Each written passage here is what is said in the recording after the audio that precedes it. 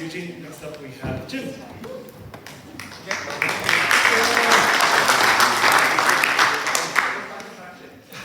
Great, thanks very much. Thank you, Eugene. It was a good story. And 3 words here. What's the link between them? And that's what I'm going to cover in my icebreaker. How did we break the ice between these? Well, the story all started in Athy in about 2015 and it started with John Hines here.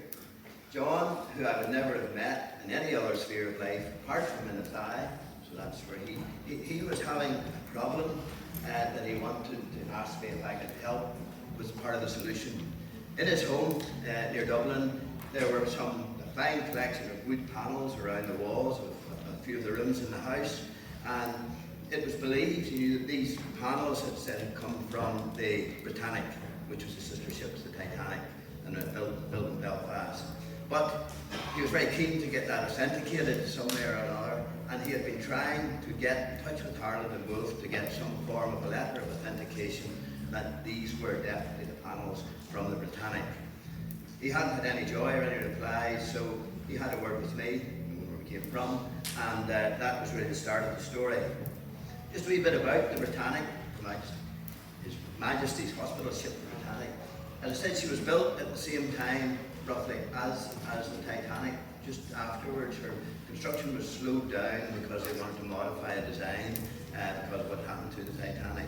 And of course, the Titanic, as we know, was the sister ship to, or the Britannic was the sister ship to the Titanic, and Shackleton, as Kevin told us this morning, was called in as an expert witness, an ice witness in the inquiry into the sinking of the Titanic. So there's our link right through. The first little link was Shackleton. What about the Britannic herself? She was built in Belfast. She was launched in February 1914, built in the yard of Harland and Wolff. And it was planned that she would sail in early 1915 by the time she would get all her internal fittings. And she was built to be of the same high standard of interior as the Titanic was in terms of the woodwork and the quality of the fittings. But of course the war came along, and White Star had an arrangement with the MOD whereby their ships could be called up and commissioned, and the Britannic was called up before she ever went into sort of civilian service, and she was fitted out as a hospital ship.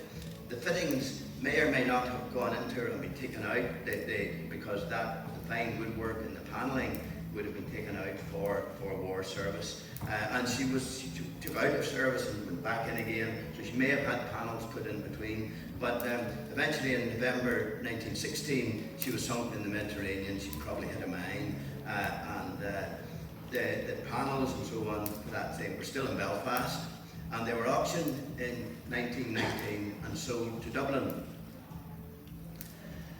At that time, the Scala Theatre and Opera House in 1920, which became the Capitol Cinema in 1928, had those panels installed in it. So between 1919 and 1920, the panels had been bought at an auction in Belfast, taken to Dublin supposedly, and put into that cinema.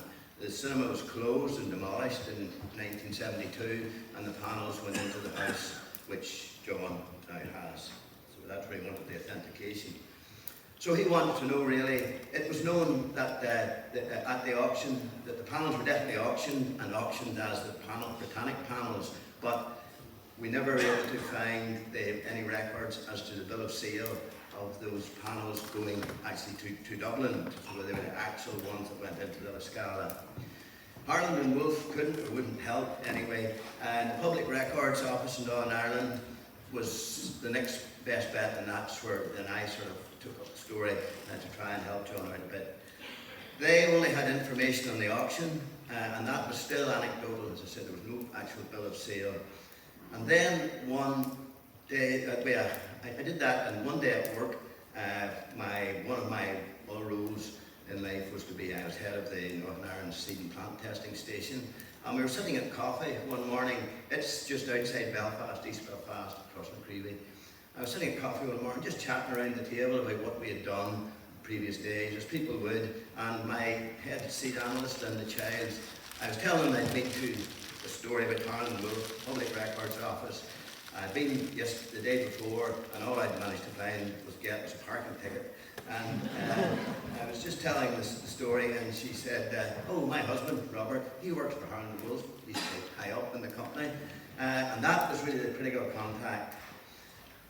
She asked Robert to help, and Robert went and so on, but he still had no joy, and he got back to the email and said, there's no way that they're going to actually ever sign a letter like that in case something arises. But he gave me a key piece of information. That was that all Harland Wolff ships were given a construction number, and every part would be labelled with this to stop them getting confused, because my number of ships were based at the time.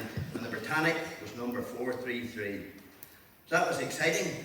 I immediately got in touch with John and said, Robert said, if you pull some of those panels off and see, every piece should be numbered with 433 if they actually came from the Britannic, because that was a ship. So, very excitedly, John got some of the panels taken off, and sure enough, behind every piece was 433, and it came everywhere. So there's no doubt now, exciting emails. Let's just finish up. The interesting bit at the end. I wanted to know how I could sort of do something for Robert and reward him for all his help.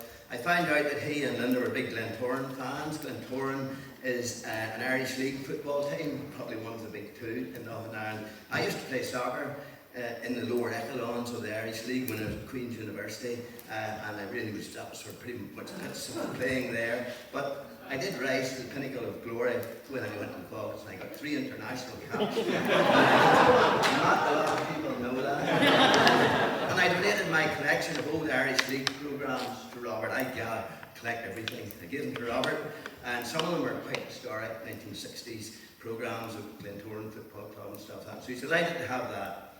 So the final link, Glentoran, or East Belfast team, if anybody knows about them, their ground is called the Oval, and it sits in the shadows of the 2 giant cranes, which are a very iconic part of the Belfast skyline. It's called Samson and Goliath. So there's the football ground with the 2 cranes in the background. And of course, Samson and Goliath sit over this exact sitways where the Titanic and the Britannic were built.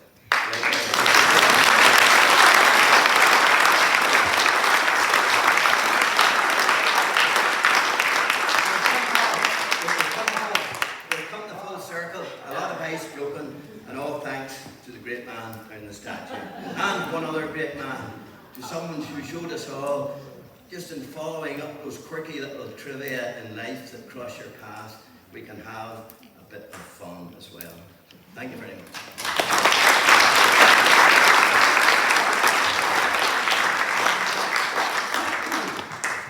Frank's enjoyed himself so much, I'm going to give it back.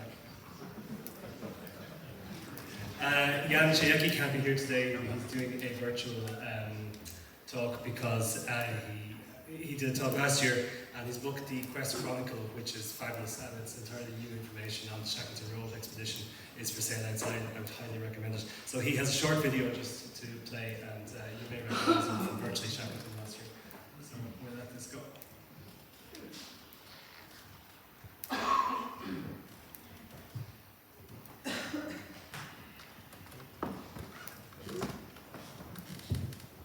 Well, hello everybody, and thanks to the Folk at Aside for the chance to talk to you about my new book. I spoke to the Autumn School a year ago, and at that point I was doing a sort of web blog diary thing called The Quest Chronicle, telling the story of the Shackleton Road expedition of 100 years ago. But around that time, with encouragement from others,